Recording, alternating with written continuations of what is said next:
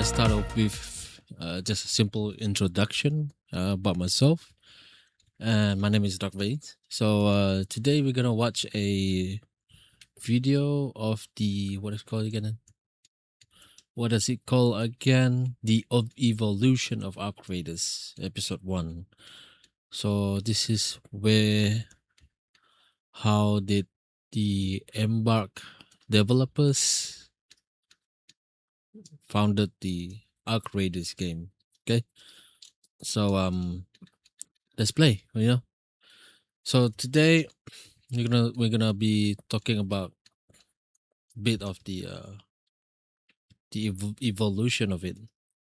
Maybe there might be a few comments from myself, and then there will be a lot of interesting things that we can find in the if we when we watch the video. Okay. So before we start, don't forget to subscribe. And if you like my video, if you like my stream, so most of the time for now, I stream Arc Raiders on YouTube, and you can check out my live stream later on. And also on the playlist, there are a lot of other games that I play, Hunt Showdown and all that. But that was last time. That was a long time ago. So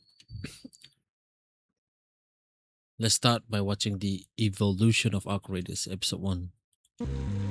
Hello and welcome to Stockholm, capital of Sweden, a country in Northern Europe that's been punching well above its weight in terms of games development for quite a while. Stockholm is the home of Embark Studios, the creators of Arc Raiders, and for the past few years I've been documenting the development of this game. But while most games change over the course of development, the story of Arc Raiders is a unique one. Because not only has this game changed dramatically, but the original version of the game that was shown to the public no longer exists. And ever since it was first shown, the internet has been asking one question.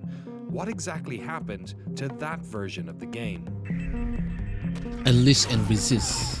When the Arc Raider teaser trailer was first shown to the world at the Game Awards in 2021, it was a very different game. You see, back then it was being pitched as a co-op PVE experience.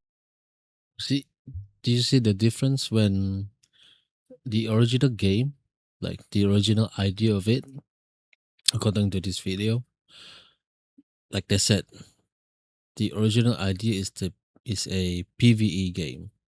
Like we watched the video a long time ago. I think 2021, if not mistaken. Is that what they said? Let's rewatch. In 2021, it was a very different game. You see, back then it was being pitched as a co-op PvE experience with players able to jump high and run across a wide open map, working together to defeat massive machines. See that's probably one of the things that we find like on the map, especially when we drop into the blue village key, the blue village map. So there might be a lot of things that we haven't found yet. I mean, there's a lot of things that have not been updated yet, since the game is still new and just released a few weeks ago, and see how it goes. So we're gonna continue the game, and we're gonna continue the video. Okay, I'm gonna unpost this. With emergent behaviors, players selected their characters from a set of defined heroes, and crucially, it was a free-to-play game. Over the next 4 years, Arc Raiders would evolve into something very different. A PvP VE extraction game with denser, more lived-in levels. Machines of all shapes and sizes would populate this world. The enemies were driven by physics and groundbreaking locomotion tech, turning a once arcadey experience into something far more grounded. In this 3-part series, we're going to reveal not only why the original concept was killed, but how the current version of Arc Raiders rose from the ashes of that project. We're going to detail the bleeding-edge locomotion technology powering the movement of their most intimidating machines, how elements like gunplay and loot evolved over the years, why they dropped free-to-play, the impressive work done by the audio team, and much more. First things first though, to fully understand what happened to Arc Raiders, the game that was meant to kickstart this new studio, we have to go back to the founding of Embark itself. How did this new studio come about? And most importantly, how did they decide what type of games they wanted to make?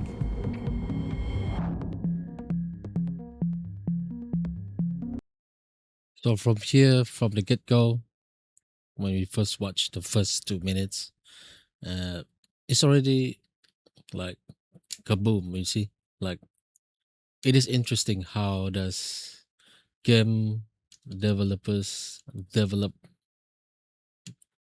a game from scratch, you know, how to change it and all that. So I don't want to waste more time. Let's unpost this.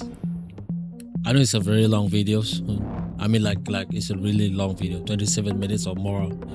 But I like to share this kind of,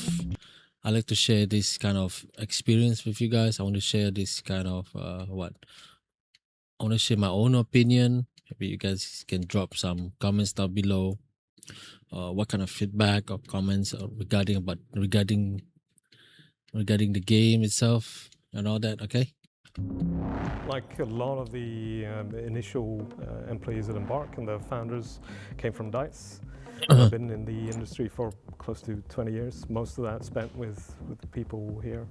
I shipped 21 games while at EA, I think. Oh, During Medal my of Honor. 20 years of building games or more, you know, the first game we built, we were 7 people in an apartment basically, you know, to then oversee productions with over 1,000 people.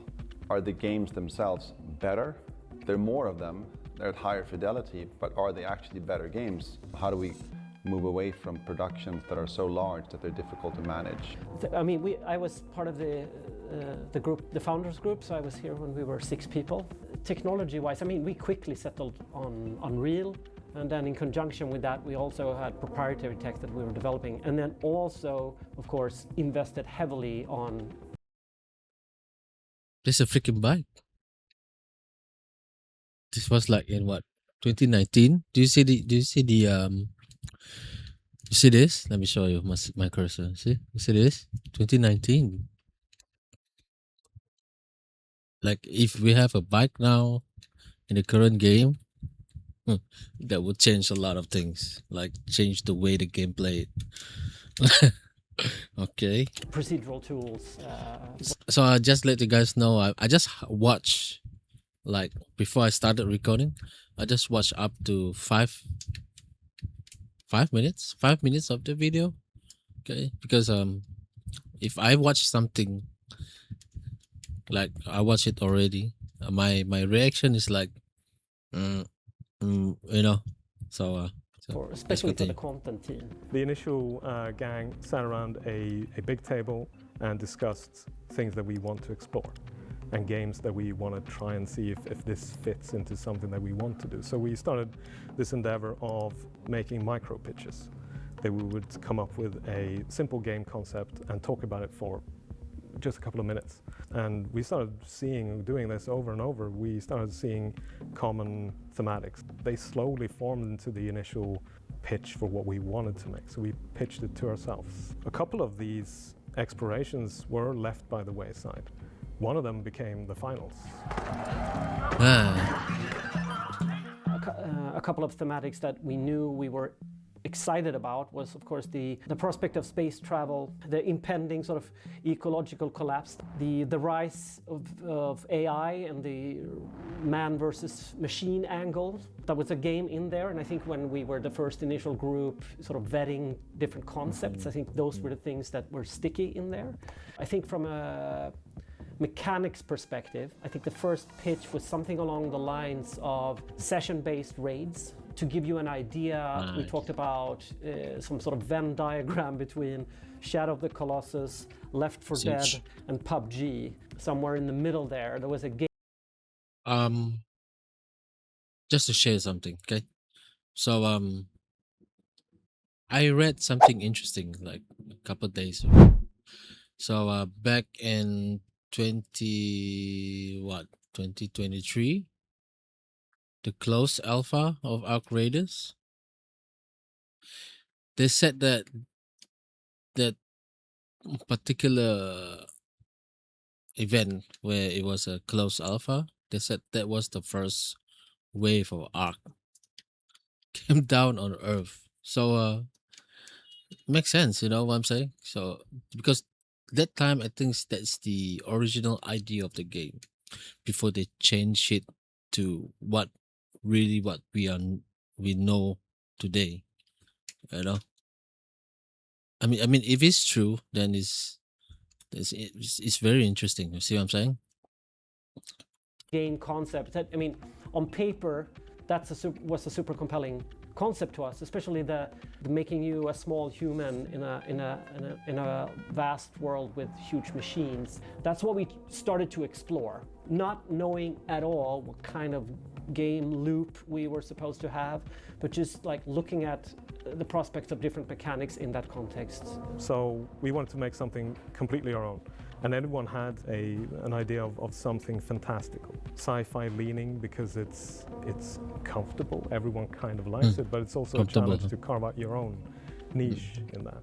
And it was certainly challenging. Even my kid, who was like 11 or 12 at the time, just had the sentiment going, "Oh, new studio, sci-fi game, very original." Embark's first game was going to define the studio, and they wanted to work on something that was outside of their familiar first-person military backgrounds, a game that was on the bleeding edge of technological innovation. The team entered a long period of brainstorming and ideation as the studio slowly built up around them, a process that gave them many of their most attractive ideas, but also created significant design cul-de-sacs that would prove troublesome down the road. This project was known internally as Pioneer. We developed I think core mechanics at the same time as we were testing out some initial ideas about the game mode itself. No one was thinking about a larger meta game at that time, like what is the actual economy that drives the players' motivations and so on. We were literally exploring the initial mechanics of how does it feel to play against these machines, and because I think all games needs to go through that. Like, is there something fun in the second-to-second mechanics? Like, is it fun to even in FIFA? If it's not fun to kick a ball against the wall, it's not going to be a fun football game. Sort of put these large machines in this large world, and I mean, we're again testing out. You see this? This is what it was before we know the game now. Be like the current game itself. Playing against these large machines just from a pure sort of game and spectacle, there was something there. If we have that kind of arc in the current game, that massive, I think we don't even have a chance to go up against this thing unless we rally up all the raiders in the game or that particular run. There might be a chance. I would say there might be a chance, but it will be a nice things to see. I mean, like it will be fascinating, like very in a good way. I would say in a good way. It's a feeling itself. Seeing that thing that's so huge in the game, you're that small. Go up against that humongous robot. There will be something else. You can say it was an extremely ambitious project. It's supposed to be a new genre, or was supposed to be a new genre, and session-based raid with, say, 40 players. And you're supposed to take down huge obstacles together, like big bosses, big AI enemies that evolve over time. So every time you go into a session, you play against a new version of the AI. 3 to 4 teams or more, I don't remember, but scattered out in a big world. And at some point, giant machines would arrive. It was already populated with smaller machines, but then we would have these larger machines arrive, and then we would sort of have the surviving players would then converge into these epic moments at the end tail of a session. We had some amazing playtests and amazing moments when we did that, and we saw the potential there, and we wanted to believe that we could replicate that on a consistent basis. But that's where where the sober eye should have come perhaps a little bit earlier than we wanted. We wanted to believe that we had something there, that there are some incredible moments in there. But the individual player there, if we were being honest with ourselves and looking at the game with a lens of trying to capitalize on that and make a game out of that, again, consistently replicating a player session that would hold those moments over and over again, I think that was much harder than we thought. This version of the game, now known as Pio 1, was a very different game Pioneer. to the Arc Raiders we know today. Player movement was far more bombastic. Characters were powerful, adopted the personas of various heroes, and worked collaboratively to hunt down these large machines. Very different to Arc Raiders in terms of both gameplay and tone. But many fundamental aspects of the game were developed in this period.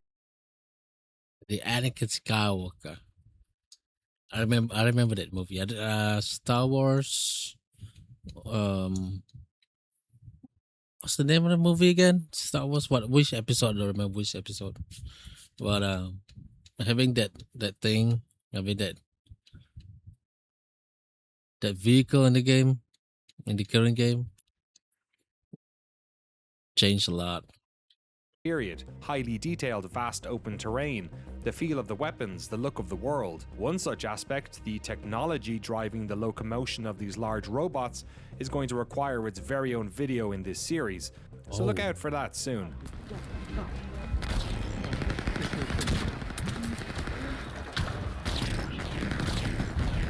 Oh. What's exciting and what's still exciting is the fact that using this technology for our locomotion system is the door that opens up when you are training something to behave and walk by itself, and the nature, like when this player starts interacting with that and losing limbs and still it wants to stand up, it just opens that door to a new type of experience that players haven't had before, I think. They're literally playing against a machine. We spent the majority of our first year just Do you guys notice that the way the camera angle changed? Like this aspect of gameplay, like according to the original game, the aspect of gameplay, the camera is much further. It is still a third person shooter, like kind of ish, but the camera angle is like going back a little, compared to the ones that we know of. building tools. I also knew that we weren't going to get things right, that we were going to make a ton of mistakes along the way, and we had to plan for those mistakes and kind of get ourselves in a cushion to be able to make those mistakes. Guess what? If you're trying to send people to Mars, you will crash a bunch of rockets. We crashed a bunch of rockets. I remember one of the earliest things that I worked on was the dog. Do you remember like the four-legged little pouncing thing that ran around the world? Yeah, that's long gone. Yeah, it's long gone. But that was one of the first things that I started working on. Sometimes ideas written down on paper or that people talk about, like, oh, it'll be so cool, we'll have these enormous things and they can come down and you can fight them. And then in practice, when you put them into the game and you kind of go, okay, well, how does this actually work? It sounded really cool when we were talking about it, but actually now I'm just running around looking up all the time because it's 200 meters tall. And how do we even get up there? And what happens if I fall off? I think one of the core problems was that what we were building then was something pretty new in terms of like how the gameplay would be, and it felt like we were moving in the same direction, but then with the pandemic we started to drift apart quite a lot. The way we built the game before was very loose. That kind of mixing pot produces a lot of cool moments, and we just couldn't find the nugget that makes you want to persist. What is the main retention mechanic behind some of all this, what's in the mixing pot of fun experiences? I remember they had this like sort of crazy idea about projectiles that would remove the parts of the the enemies. So that was one of the first things I actually worked on, was a function for the launchers that we had to be able to like suck off the plates on one of the kind of bigger scarab bots that we had. Finding the fun is always the thing that you cannot just automatically say that we'll just do this and it will be fun. What you know is like you work and you put the thing in and it's not working as you want it to. So then you need to start reworking it and reiterating on it and maybe rethinking some of your initial assumptions that there's limitations in certain aspects and there's other ways that actually it's more fun because you play the game and you realize, you know what, it's more fun throwing these rocks at this robot, or it's more fun, you know, jumping. And that, I think, comes from playing the game and just playing around with what you created and allowing that to express itself in the game's creation. I think that's when you... The helmet on this guy, like on the character itself, it looks like a Star Wars helmet. can actually... It's either the helmet looks like a clone trooper helmet or the stormtrooper helmet. I mean, even if we have this helmet in the game now, I would wear this all the time, every run, like every run. Do new meaningful things. The way we developed our game by, you know, people put things in there and we feel it out together and we change what's wrong together worked well when we were a smaller team and met each other all the time. But then it just didn't work well once we were separated through the pandemic. Behind the scenes, Pioneer was struggling to find its identity. The pandemic was partly to blame. Problem solving is much more challenging with teams spread apart. But more worryingly, the various departments were beginning to drift with each milestone. Communication was challenging remotely, and as a result, the game was beginning to feel less cohesive. More worryingly, the moments that made the game feel special, when all the players got together in the center of the map to destroy a large machine, were difficult to replicate. So in order to fix this, the team entered a 6-month phase in which they would try and distill this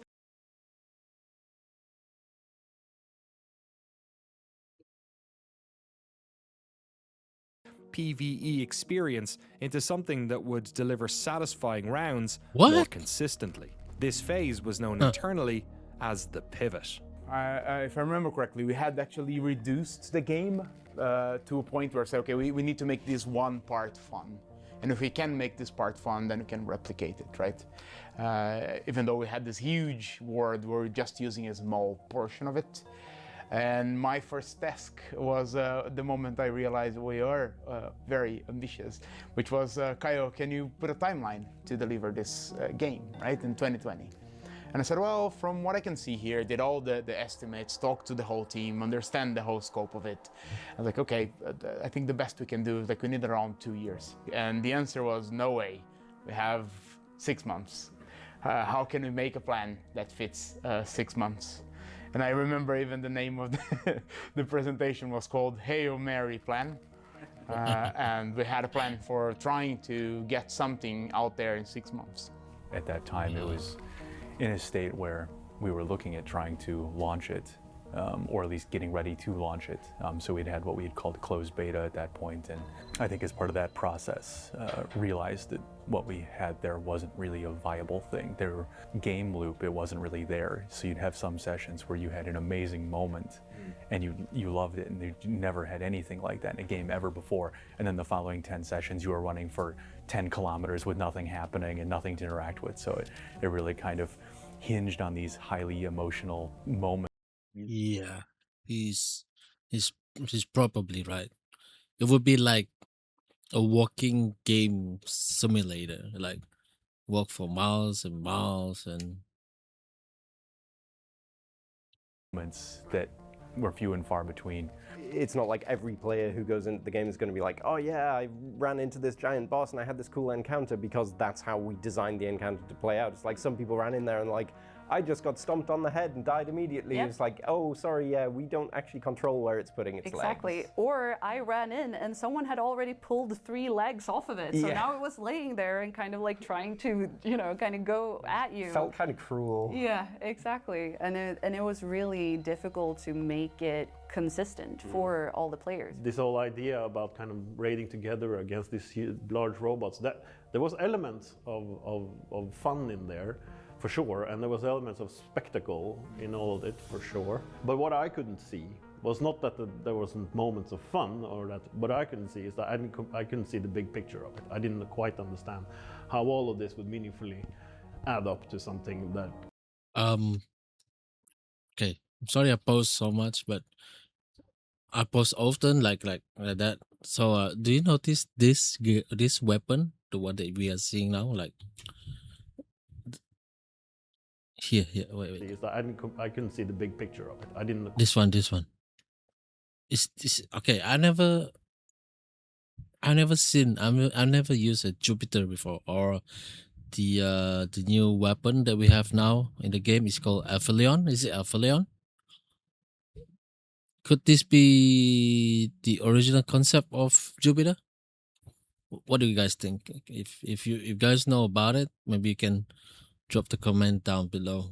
Quite understand how all of this would meaningfully add up to something that could stand the test of time and consistently do so. We had at the end of the pivot period, there was a playtest, or there was a playtest where we invited friends and family. A mode where you broke The into the Rocketeer. spaceport level and activated these things, which culminated in one of our giant bosses coming down. We went out with that in the closed beta, and you know, it did what it needed to do, but it also affirmed that outside of those emotional highs and the novel gameplay, there was nothing that stitched it together. We lacked any sense of metagame or progression. You know you'd what? have this- I noticed a lot of things, like the ones like this one here. Is it this?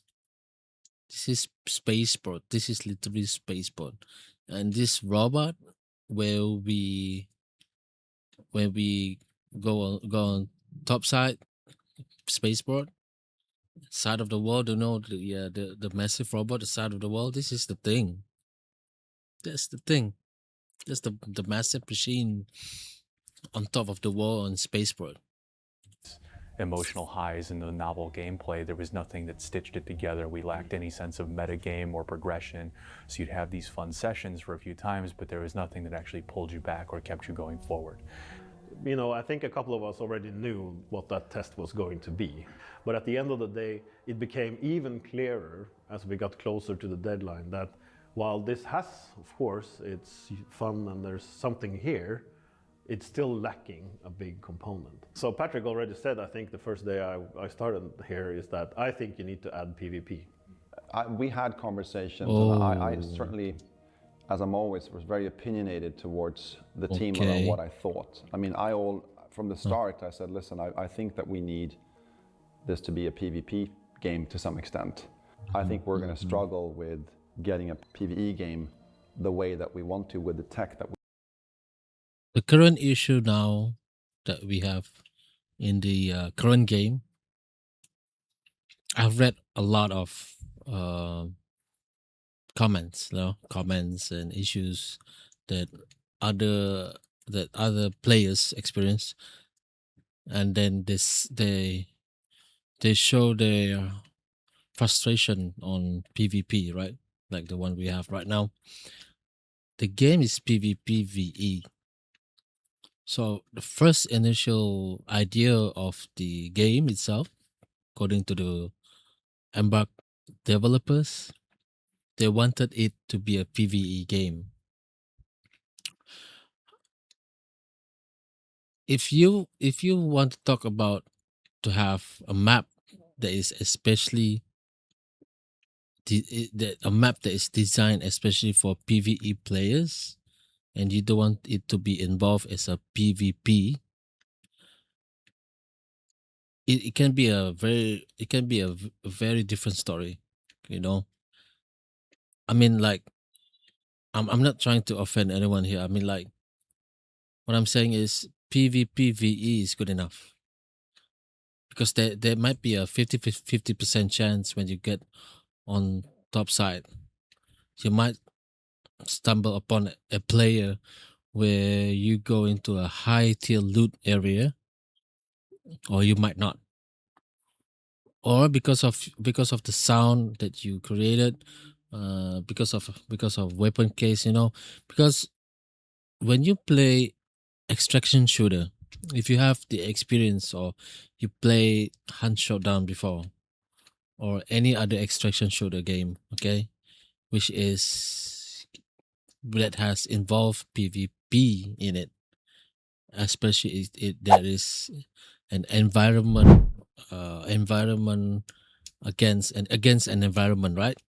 Like Hunt Showdown, for me, the sound itself is extraordinary. I would say it's like awesome. When you have a headphone, you listen to it, you are amazed the sound that they create. Like this game as well. Yeah, it's very immersive. I would say it's very immersive. It's awesome. All right. If we stick to PvP only, in 6 months or 3 months, it will be, for some players, it will be boring. It will you like, I'm gonna ditch this game. It's boring. So what the developers trying to do right now for us, I mean the Embark developers, congratulations to them. I mean, like, they're doing an awesome stuff for us, especially for us gamers. This kind of thing doesn't come out in a century or more. PVE PVP, just stick to PvP PVE. Okay, I prefer like the game itself right now. There's no changes, there's no more changes, just an update new content that is good enough for me. All right, if you guys have other opinion about that, maybe you guys can share a bit and we go through. Okay, We have.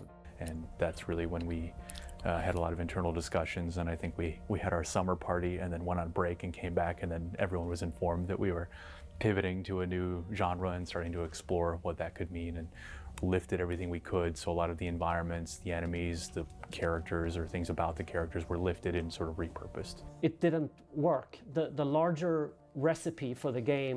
Oh yeah, by the way, don't forget to, if you like my video about the discussion of the game, how does it evolve from the original one to the ones that we know now, don't forget to subscribe to my YouTube channel, turn on that notification button, and from time to time I do live stream on YouTube. I post up videos on TikTok and shorts on YouTube. Wasn't there, and again, we couldn't replicate the sessions consistently enough. So I think that's enough to start talking about, well, should we consider adding the PvP component? I understand that a lot of people, and frankly me included, wanted this to be a PvE game, and I wanted for our vision to work. But when it doesn't work, you have two options. You can either, well, three. You can release what you have to the public and they will crucify you. We've seen that happen multiple times. Or you decide, I don't want to continue with this, we shut it down. That we've seen that multiple times. Or you still have a belief in the lore, everything that you've built and the core kind of gameplay loop, and you say, maybe I can just make this something different. The pivot had not worked. The team knew that a more drastic solution was required, a new phase in which the older version of Arc Raiders would be put to rest and a new game built around PvE and PvP combat would be built. This phase, the most significant beat of Arc Raiders' development story, is known internally as the reset. But to buy the studio enough time to reset Arc Raiders, they'd first have to push forward the release of the studio's other multiplayer project. The What the studio needed to do once we actually made the decision was that one of the reasons we could make it was we switched the order of the games.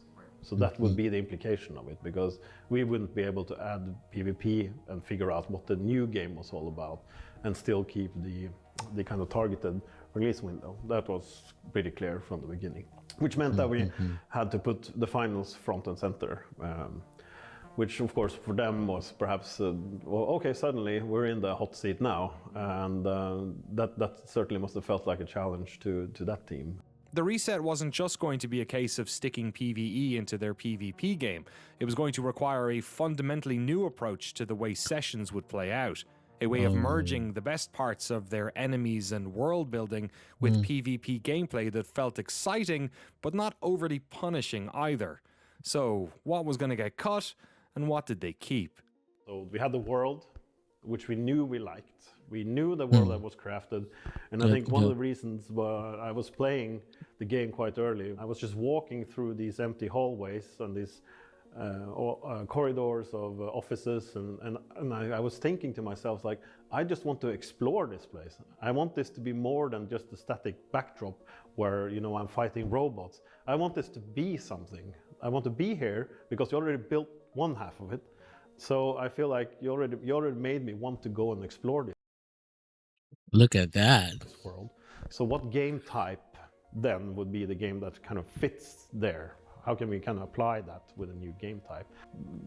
Hey, do you think the drones are much bigger previously, or is the same? I don't know.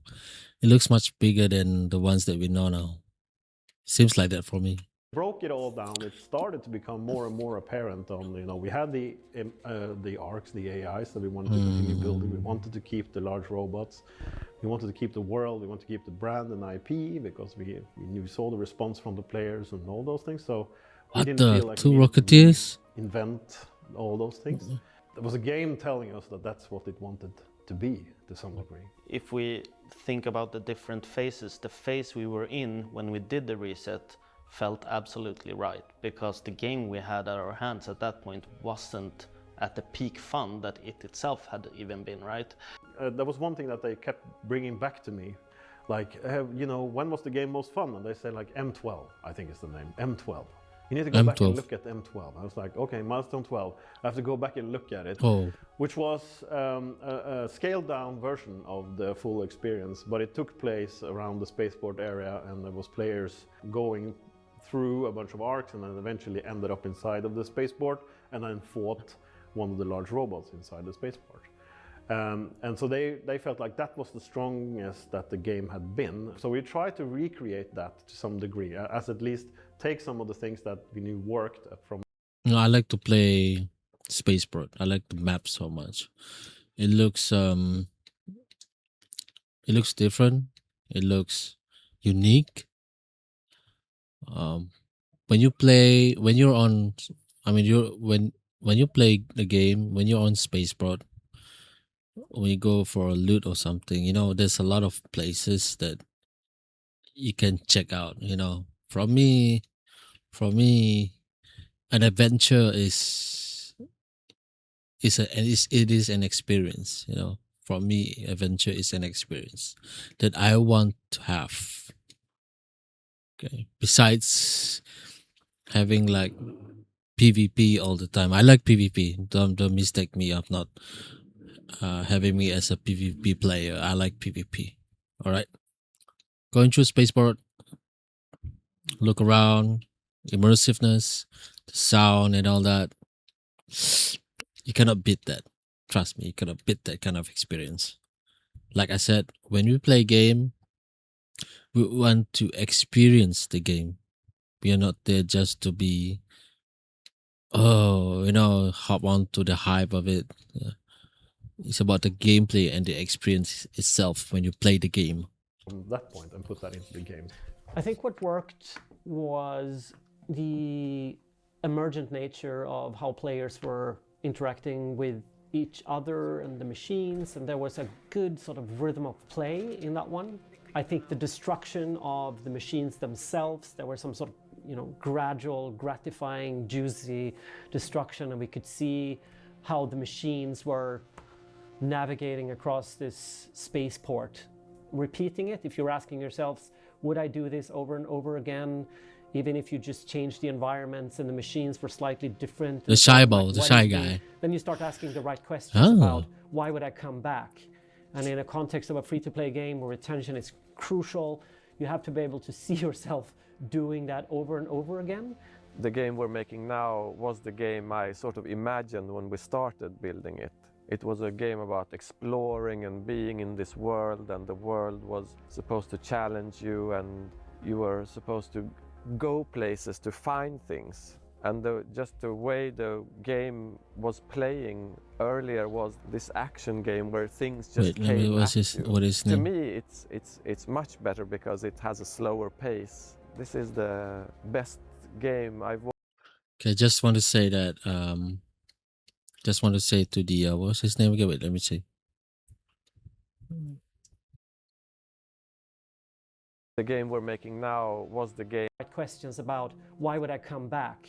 And in a context of a free-to-play game where retention is crucial, you have to be able to see yourself doing that over and over again. The game we're making now was the game I... Okay, kudos to Ben's Payer.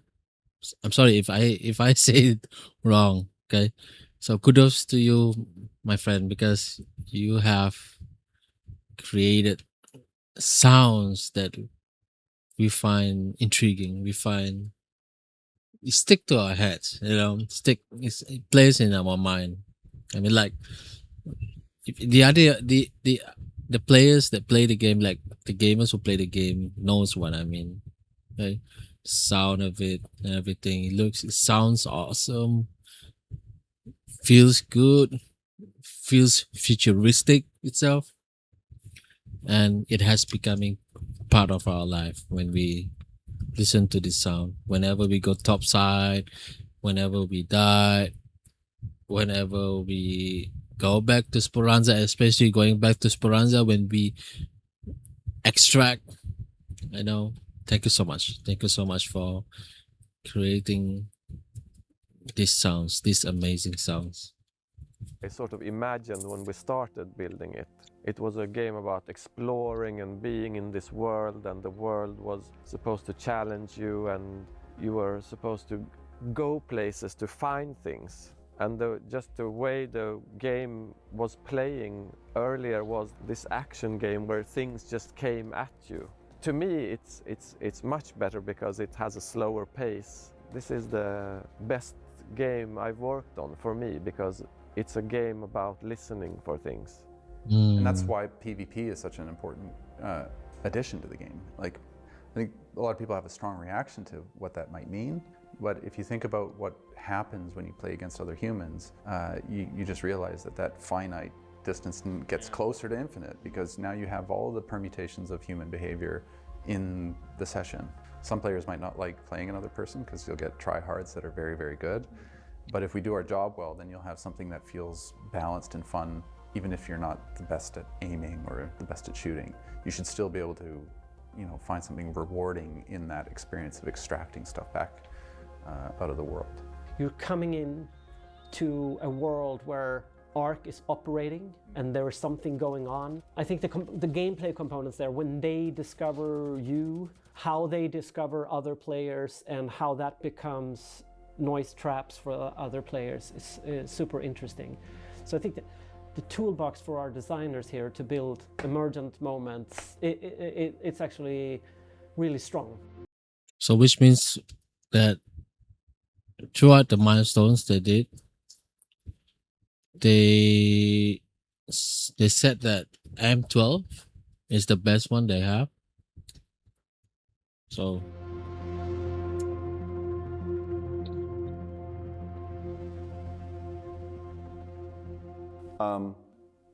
I mean, I understand that some people are upset that it didn't work. So am I. But at the same time, what we have now is an incredible game that I believe works really well, that I think people will have an amazing time with. That's all that we can do as game developers. Try our best to deliver that to the players out there. Simple, it's not more complicated than that.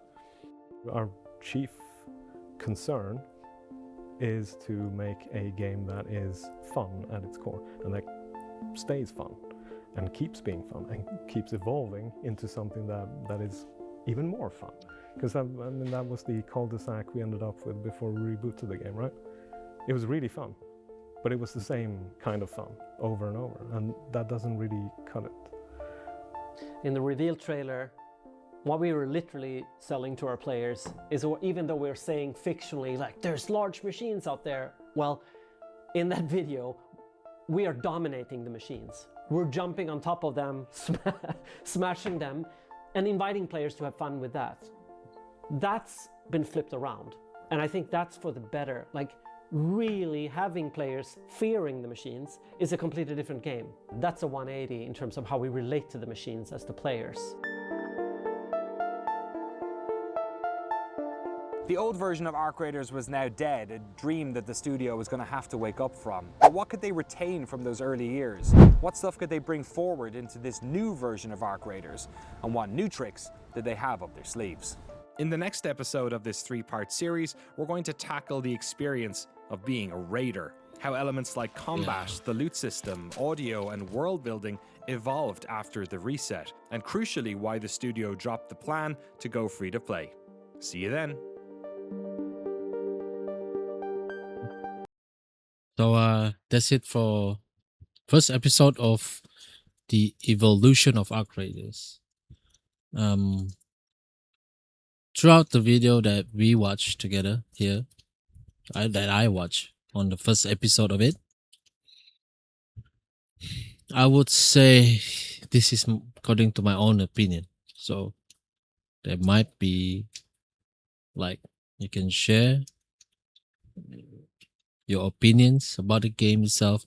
How does it flipped from the original version of the game into the one that we know now? Okay, let's say for example, they released the game like the original version of it in 2012 especially. It can be tough. It can be tough for them to fight against other games in our time now. Okay, like especially Expedition 33. What do you call it? What's the Monkey King game? I forgot the game. That one is awesome. I never played the game, but for me, basically, that game, it looks awesome, and I think it's more like Dark Souls kind of game. I play Dark Souls, and I never play Elden Ring. I know Elden Ring. I know Elden Ring so much. You know, I can relate to the game. So, Arc Raiders. Truth to say that the game brings a nostalgic feeling to the game. Like, it brings that, you know, as a gamer for a long time, I played a lot of video games for the past years. All right, from Doom and all that. It brings that feeling where it's very familiar. You feel it's like there's a familiarity to the game itself, especially when it hits the core when you play the game. Like, I don't know, something unique to that.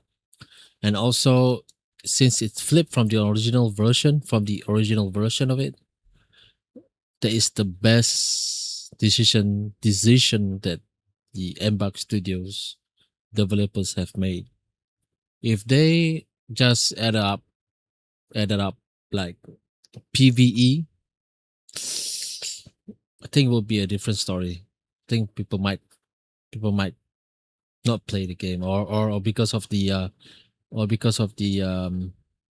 call it, the competition between video games nowadays. Say, because for the past 20 years or past 10 years or along the way of the gaming industry, you know, the genres, you know, like extraction shooter, it was not a genre before. It's not even a genre before. Like PUBG is a new genre, battle royale, right? For what? PUBG? Battle royale has been out for about 5 years. I don't know. Probably more than that, 10 years. I don't know. Wait, let me see.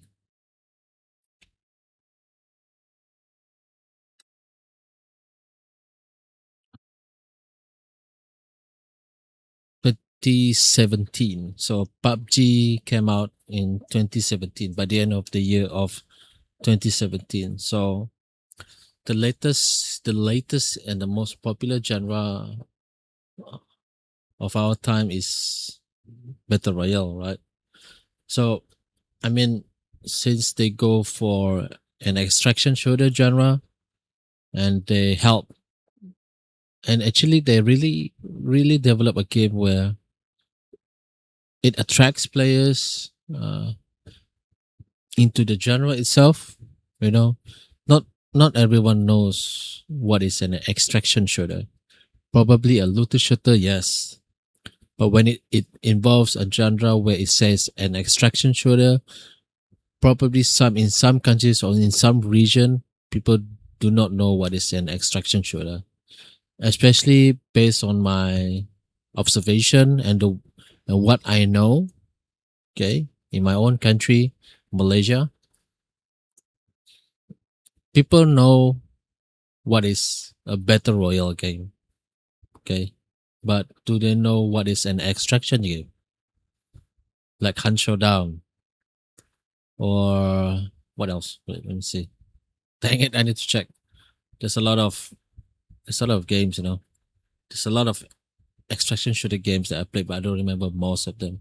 So like for example here, Zero Silvered, I don't know how to pronounce it. Hopefully that's right. Like Witchfire, Arena Breakout Infinite. So like past years, Arena Breakout came out. You know, they have, because it follows that Escape of Tarkov vibe, and I never played the game, but I would say that based on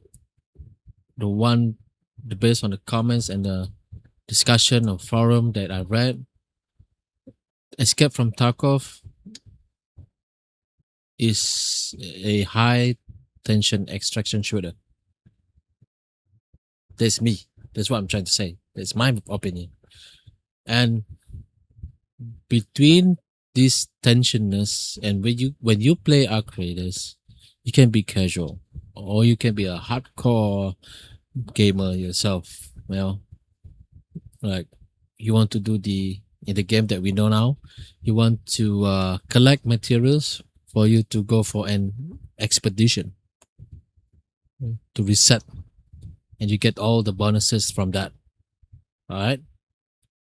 So flipping the game from the original one, that's the best move that the dev have made. So throughout the first episode, on my last feedback right now, I mean, like before I end this video, just want to sum up the whole thing. That what I think of it is that I would say the studio have gone through tough time, especially the pandemic, and they are trying to have their own identity when they're trying to create the game itself. So kudos to them, especially when the finals came out.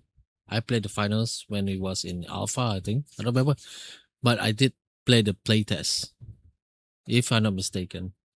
Just want to make sure of that. But for me, these two games, like the finals and Arc Raiders, is something new, something fresh, something fresh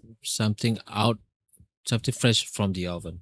Yeah, because there's a lot of games out there where it is very common to find. There's nothing different. At least Arc Raiders set that apart, and we are grateful for that. Okay, so to Embark Studios developers, I would say thank you so much for creating an amazing game called Arc Raiders, and the finals as well. I play the game, but not often, not much as I play Arc Raiders. Even though I only have about 59 hours into the game of Arc Raiders, but I never stop thinking about playing the game. You know, I never stop thinking about it. Whenever I go home, I want to play the game. whenever I'm at work, I check out about the game, which is fascinating. You know, and fascinating about it, the awesomeness of the game. All right, so if you guys have your own opinion that you want to share, you can comment down below, and that's it. Okay, so before we end this video, just want to say that if you're interested to look for a new microphone, which is called Maono, this here I have a microphone called Maono. It is the PD200X model. So if you're looking for a new one, you guys can check the description down below and click on the link. Okay, I'm an affiliate for this brand as well, Maono. And also I have the streaming camera, or a camera called Razer Kiyo X. So this one for me is very clear. Is up to 60 FPS and is good for streaming. So if you guys really like want to buy a new camera set or a headphone, this headphone, okay, what's called Razer Black Shark V2. Razer Black Shark V2. Okay, so if you guys interested, like I said in the description, Razer link, you can press on that. If you guys interested to buy a new one, especially a camera or something else, a mouse, a keyboard, or a headphone itself, headphone like my headphone here. Okay, so don't forget to subscribe to my YouTube channel, and thank you so much for watching my video. I know it's like almost an hour long or more than that. That's it. Okay, so my name is Dark Veins. Gaming is here.